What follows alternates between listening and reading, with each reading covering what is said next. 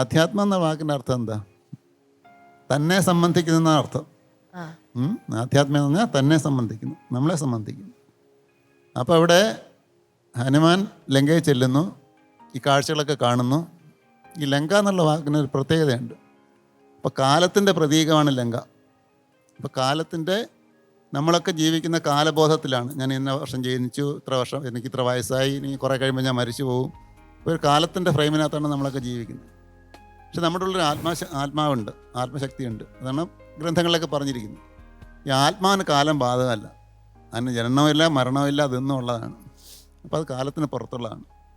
അപ്പോൾ കാലത്തിന് പുറത്തുള്ള ആത്മശക്തി, അതിന് നമ്മളെ ജീവാത്മാവെന്ന് പറയും. നമ്മുടെ ഉള്ളിൽ ആ ശക്തിയെ നമ്മൾ ജീവാത്മാവെന്ന് പറയും. അപ്പോൾ ആ ജീവാത്മാവിൻ്റെ പ്രതീകമാണ് അവിടെ സീതയെ പറഞ്ഞിരിക്കുന്നത്. അപ്പോൾ നമ്മുടെ ഉള്ളിലെ ജീവനെ വാസ്തവത്തിൽ നമ്മൾ കാലത്തിനകത്ത് ബന്ധിച്ച് തടവിലാക്കിയിട്ടിരിക്കുകയാണ്.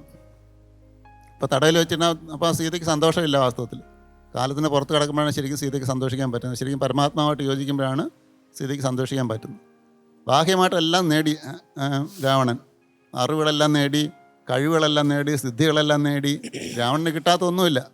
നമ്മുടെ ഈ ലോകത്തിൽ ബാഹ്യമായിട്ട് നമ്മൾ എന്തൊക്കെ നേടാൻ പറ്റുമോ അതൊക്കെ നേടിയ ആളാണ് രാവണൻ. പക്ഷെ അതൊക്കെ നേടിയാലും താൻ ആരാണ് എന്നുള്ള അറിവ് മാത്രം രാവണന് കിട്ടിയിട്ടില്ല.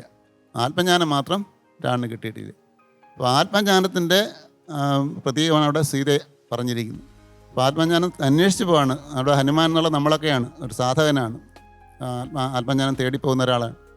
ആ ആത്മജ്ഞാനം തേടിപ്പോകുന്ന ഏത് സമയത്ത് രാത്രിയാണ് ലങ്കയിൽ കടന്നു ചെല്ലുന്നത്.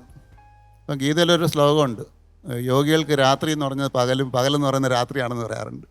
അതെന്താ അങ്ങനെ പറയുന്നത് വെച്ചാൽ, പകൽ സമയത്ത് നമ്മുടെ കണ്ണെല്ലാം പലതും കണ്ട് നമ്മൾ ഭ്രമിച്ചു പോകും. എല്ലാം ഭാഗ്യമായിട്ടുള്ള കാഴ്ചകൾ, നമ്മുടെ മനസ്സ് വ്യാപൃതമായിരിക്കും, ചിന്തകളൊക്കെ ഉണ്ടാവും.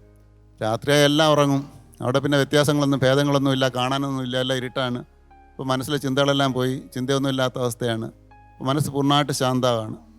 അപ്പം അവിടെ ഉണർന്നിരിക്കുന്നൊരു ബോധമുണ്ട്. അതിനെയാണ് നമ്മൾ ആത്മാവെന്ന് പറയുന്നത്. അപ്പോൾ ഈ ലങ്കയിൽ എല്ലാവരും ഉറങ്ങാണ്. ഉറങ്ങാത്ത ഒരാൾ മാത്രമേ ഉള്ളൂ. ആരാ?